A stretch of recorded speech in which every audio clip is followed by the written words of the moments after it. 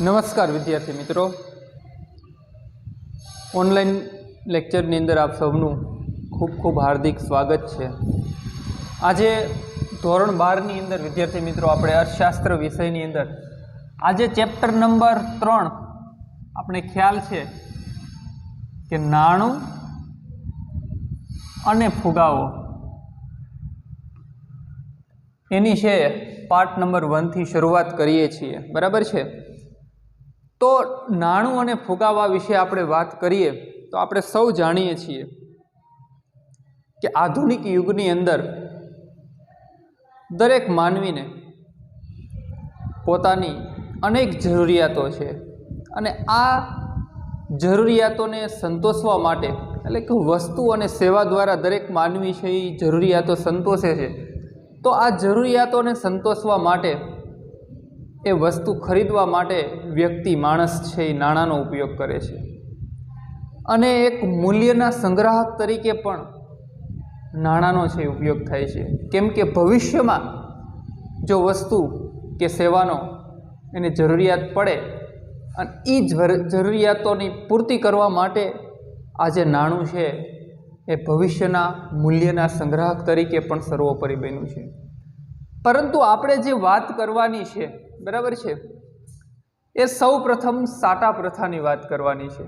केम के आधुनिक जगतनी अंदर तो आपणे नाणा विषे ख्याल मेळवीए छीए, परंतु पहलो पॉइंट आपणो छे साटा प्रथानो। बराबर।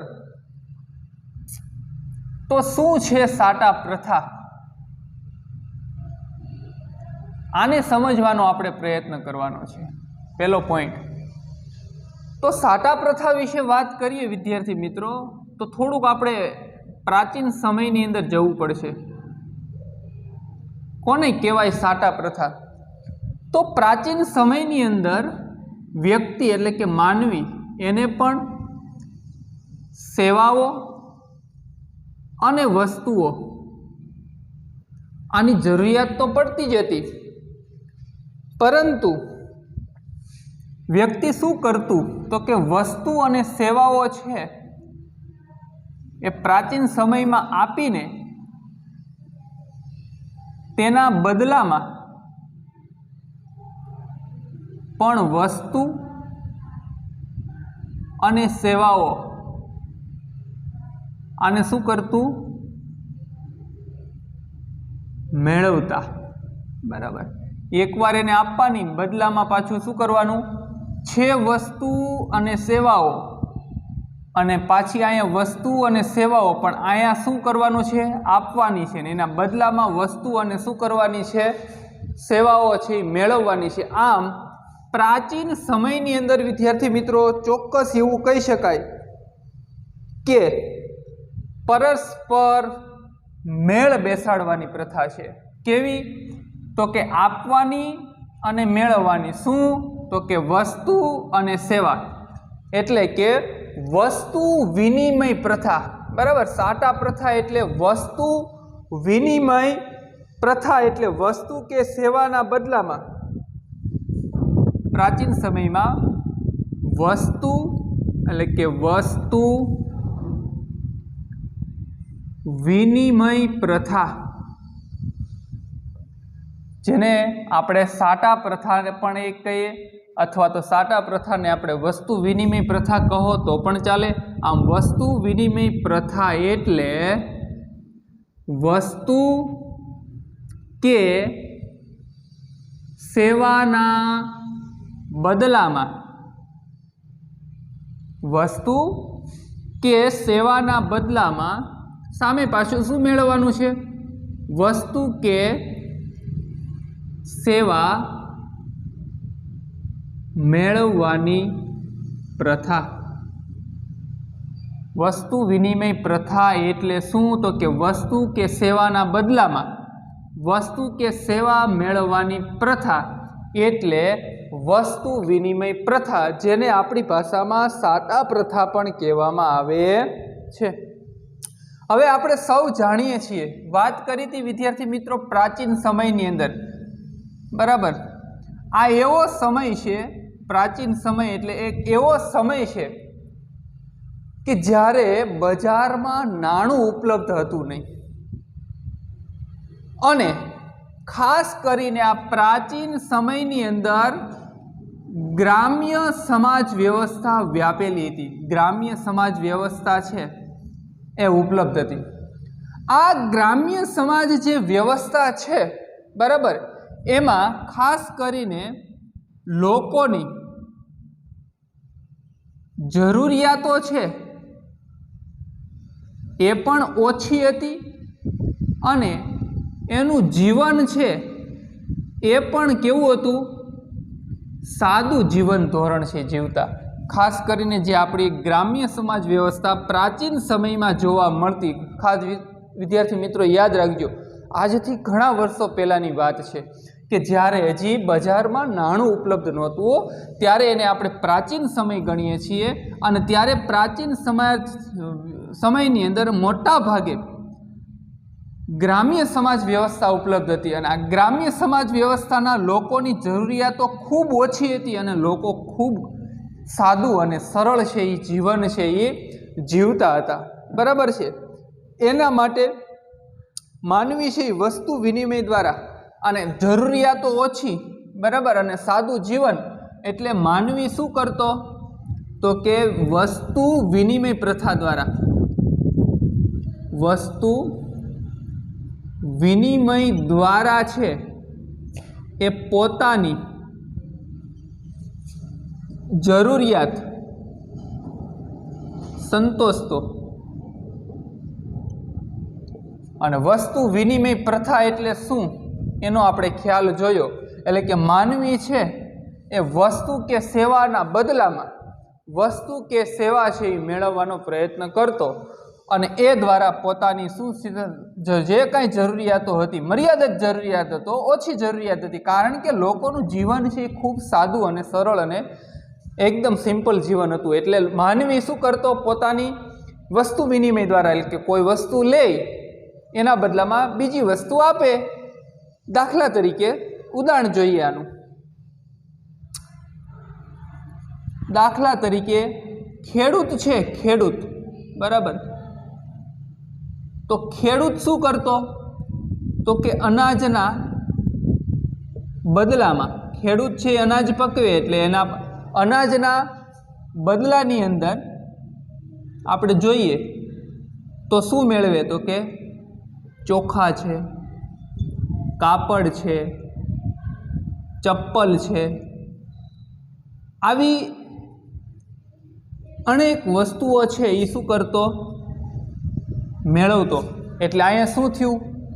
વસ્તુ વિનિમય. કારણ કે અનાજ છે એ પણ વસ્તુ છે, એના બદલામાં અહીંયા મળતી વસ્તુઓ ચોખા છે, કાપડ છે, ચપ્પલ છે, એ પણ વસ્તુ છે. તો ખેડૂત અનાજ પકવતો એટલે એના બદલામાં એને જે જરૂર પડતી એ વસ્તુ છે એમને મળતી. ત્યાર પછી વાત કરવામાં આવે તો કે ચપ્પલ બનાવનાર હોય,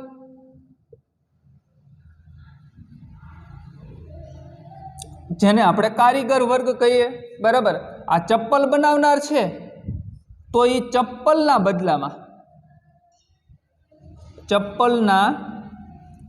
બદલામાં એને જેવી જોતી વસ્તુઓ પ્રાપ્ત થતી. અનાજ પણ ખેડૂતને આપીને લઈ શકતો, અથવા ચોખા કાપડના વેપારીઓ પાસેથી ચપ્પલના બદલામાં એ મેળવતો. પછી જો ખેડૂત છે, ચપ્પલ બનાવનાર છે, ત્યાર પછી વાત કરવામાં આવે તો જ્ઞાની પુરુષો હતા, જે જ્ઞાન આપનાર. તો આ જ્ઞાન આપનાર પણ જ્ઞાનના બદલામાં ઉપરની ઉપરયુક્ત બધી વસ્તુઓ છે એ મેળવતા. ત્યાર પછી કોઈ પણ મનોરંજન, એટલે કે સંગીતકાર છે તો સંગીત પીરસીને એના બદલામાં પોતાની જીવન જરૂરિયાત વસ્તુઓ છે એમને છે એ પ્રાપ્ત થતી.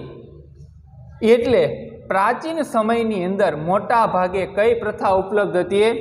સાટા પ્રથા. હવે થયું શું? હવે બહુ સમજ્યા જેવી વસ્તુઓ છે વિદ્યાર્થી મિત્રો. હવે થાય છે શું? તો કે સમયની અંદર શું આવે છે? બદલાવ આવે છે. સમયની અંદર બદલાવ આવે છે. પરિણામે ઘણી બધી વસ્તુઓમાં ફેરફાર થતો છે એ જોવા મળતો હોય છે, બરાબર. જેને સાટા પ્રથા, ટૂંકમાં યાદ રાખવાનું છે કે સાટા પ્રથા એટલે વસ્તુ વિનિમય પ્રથા અથવા તો સાટા પ્રથા. વસ્તુ કે સેવાના બદલામાં જ્યારે વસ્તુ કે સેવા મેળવવાની પ્રથા છે એને શું કહેવાય? સાટા પ્રથા અથવા વિનિમય પ્રથા. જે પ્રાચીન સમયની અંદર ગ્રામ્ય સમાજ વ્યવસ્થામાં જ્યારે લોકોની જરૂરિયાતો ઓછી હતી અને લોકોનું સાદું જીવન, સરળ જીવન હતું, ત્યારે લોકો પોતાની જરૂરિયાતો સંતોષવા માટે સાટા પ્રથાનો છે ઉપયોગ કરતા હતા. પરંતુ જેમ જેમ સમય ગયો, સમયની અંદર બદલાવ આવતો ગયો, કેમ કે પરિવર્તન એ સંસારનો શું છે? નિયમ છે. આપણે સૌ જાણીએ છીએ, બરાબર. હવે સાટા પ્રથાની અંદર કેટલીક મર્યાદાઓ રહેલી હોય છે, કારણ કે સમય છે પસાર થતાં થતાં ખાસ કરીને ઔદ્યોગિક સ્થિતિ છે નિર્માણ પામી. ઔદ્યોગિક સ્થિતિના આધારે તમે જોવો, બરાબર, તો શહેરીકરણ, ઔદ્યોગિકરણ થયું, શહેરીકરણ થયું,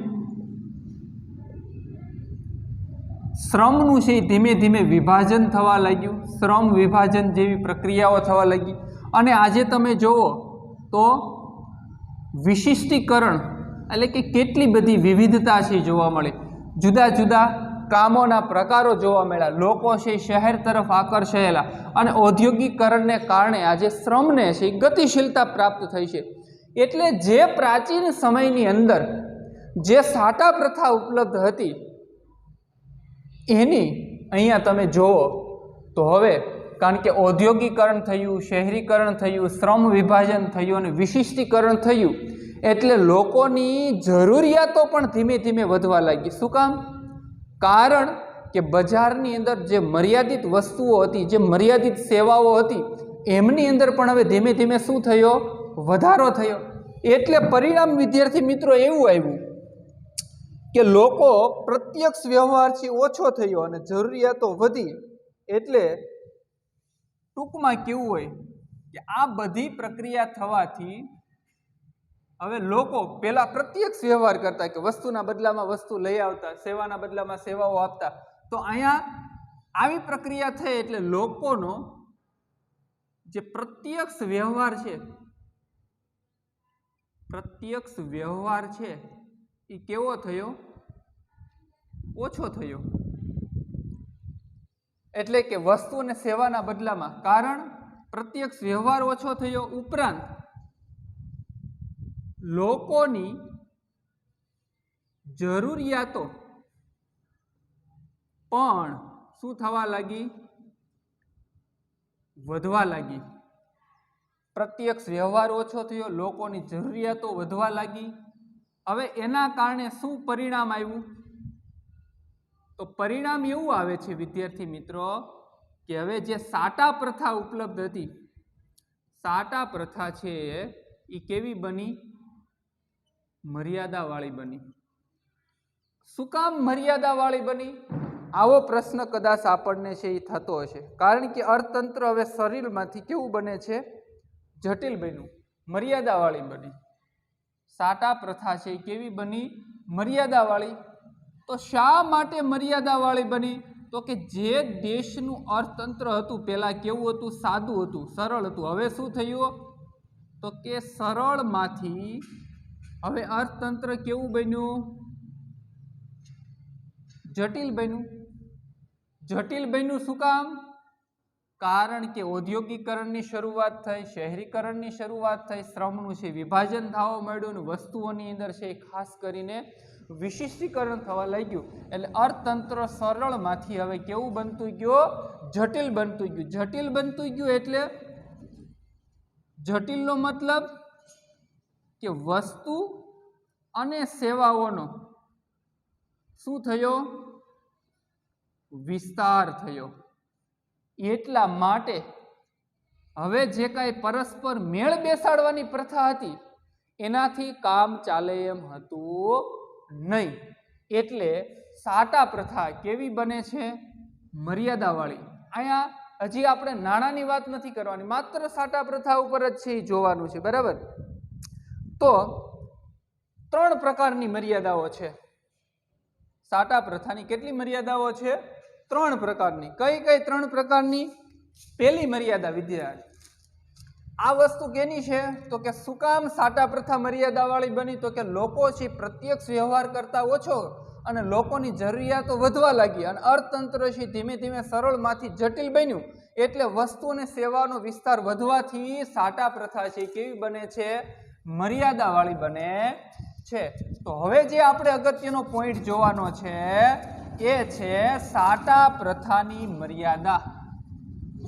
ખાસ યાદ રાખજો મિત્રો, સાટા પ્રથાની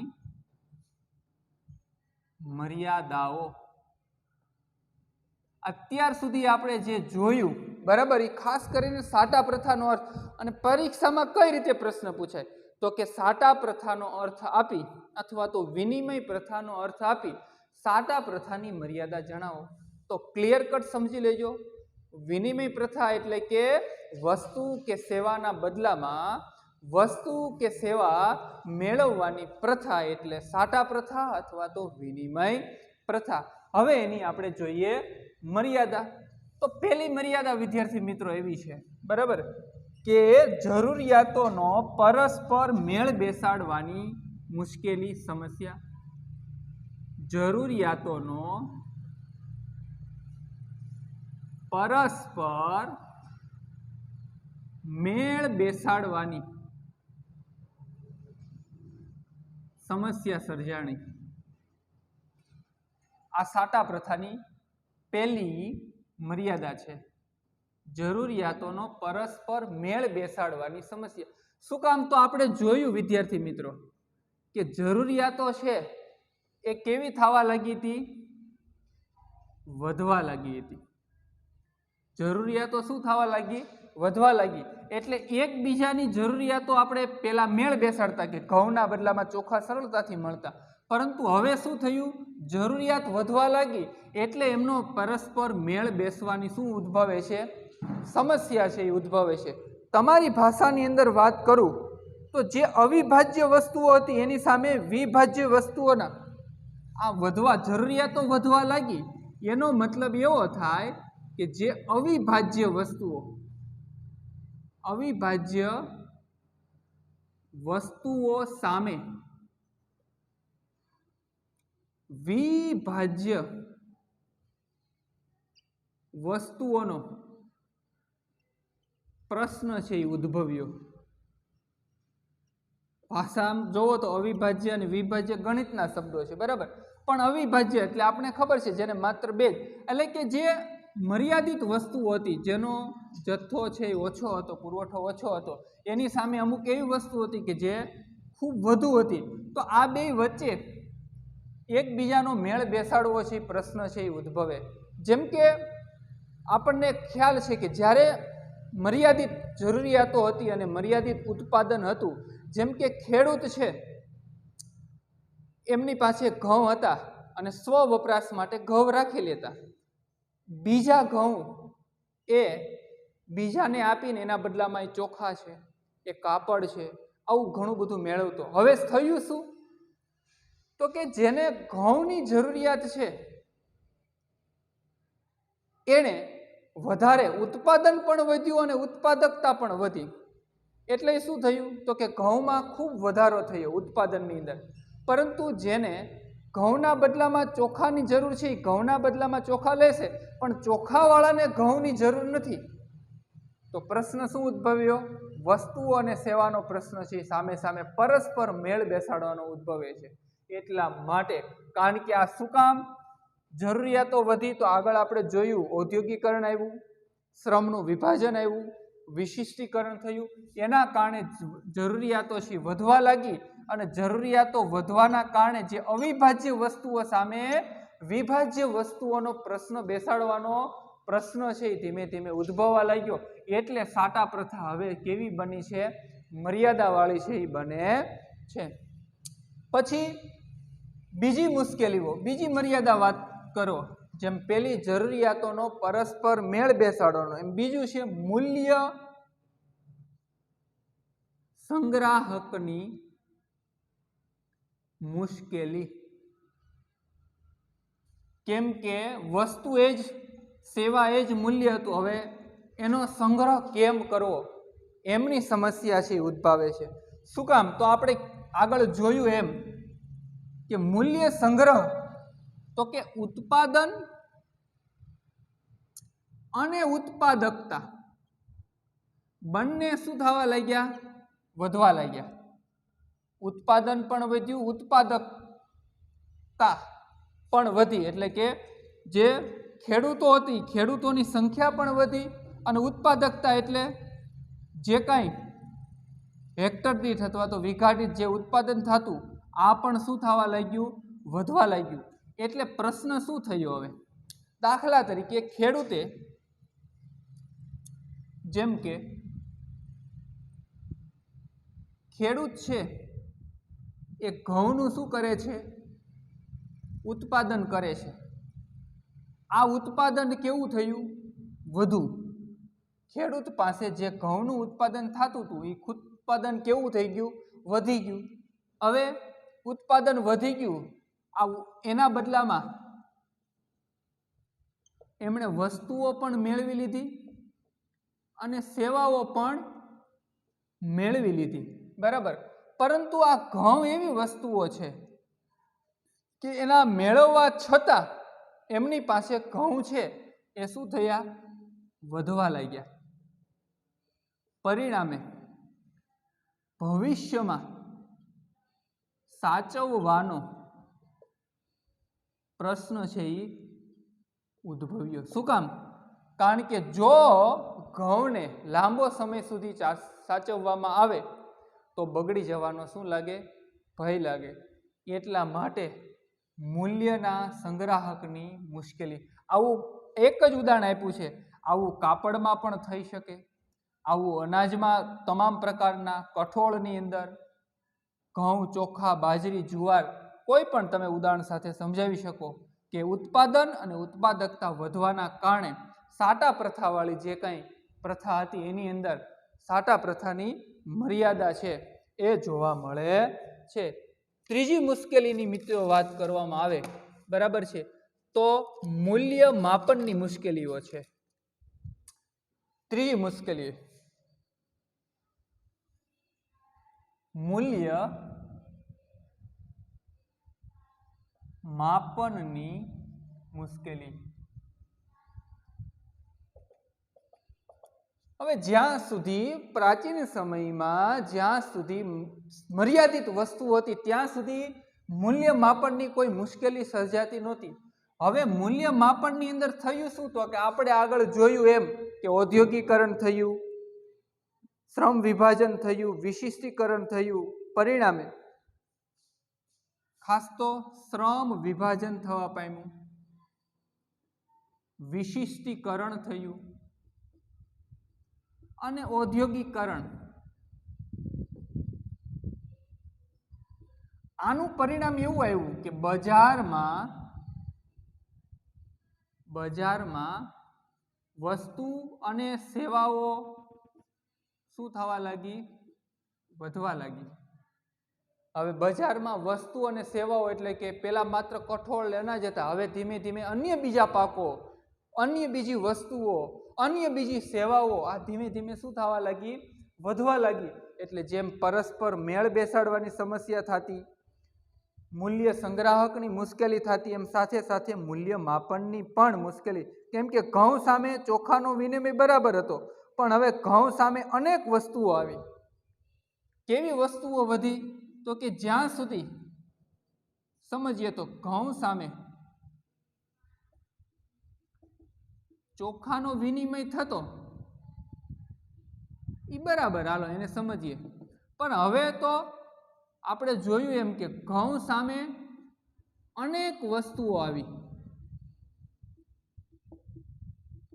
આ અનેક વસ્તુઓના મૂલ્ય યાદ રાખવા નો પ્રશ્ન છે એ ઘણો બધો કેવો હતો? અઘરો જોવા મળ્યો. જ્યાં સુધી મર્યાદિત વસ્તુ હતી ત્યાં સુધી આવી કોઈ મુશ્કેલી ન સર્જાતી. કઈ રીતે? દાખલા તરીકે આપણે જોયું કે ઘઉં સામે ચોખા, દાખલા તરીકે 20 કિલો ઘઉં તો સામે 15 કિલો ચોખા, ચાલો બરાબર.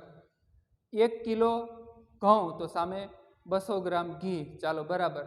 પરંતુ હવે પ્રશ્ન એવો સર્જાણો કે 1 કિલો ઘઉં તો 1 કિલો ચોખા, 1 કિલો ઘઉં તો સામે 50 અથવા તો 100 ગ્રામ ઘી, અથવા તો 2 કિલો ઘઉં તો 1 મીટર કાપડ. પણ હવે પ્રશ્ન એવો ઉદ્ભવ્યો કે કેટલા મીટર કાપડ બરાબર કેટલા ચોખા, કેટલા કિલો ઘી બરાબર કેટલું ઘઉં, અથવા તો કેટલા બીજા અન્ય પાકો. આવા વસ્તુઓના અને સેવાઓના વધારાને કારણે મૂલ્ય માપનની છે મુશ્કેલીઓ સર્જાય છે. આમ ઔદ્યોગિકરણ, શ્રમ વિભાજન અને વિશિષ્ટીકરણ થવાના કારણે જે કાંઈ સાટા પ્રથાની મર્યાદાઓ છે એ 3 પ્રકારની છે કે જરૂરિયાતોનો પરસ્પર મેળ બેસાડવાની સમસ્યા, મૂલ્ય સંગ્રાહકની મુશ્કેલી અને મૂલ્ય માપનની મુશ્કેલીઓ. આવી 3 સાટા પ્રથાની શું જોવા મળી? મર્યાદા છે જોવા મળી. આમ આજના પોઈન્ટની અંદર સાટા પ્રથાનો અર્થ અને સાટા પ્રથાની 3 મર્યાદાઓ વિશે આપણે વિદ્યાર્થી મિત્રો શું કરી છે? વાત છે કરી છે.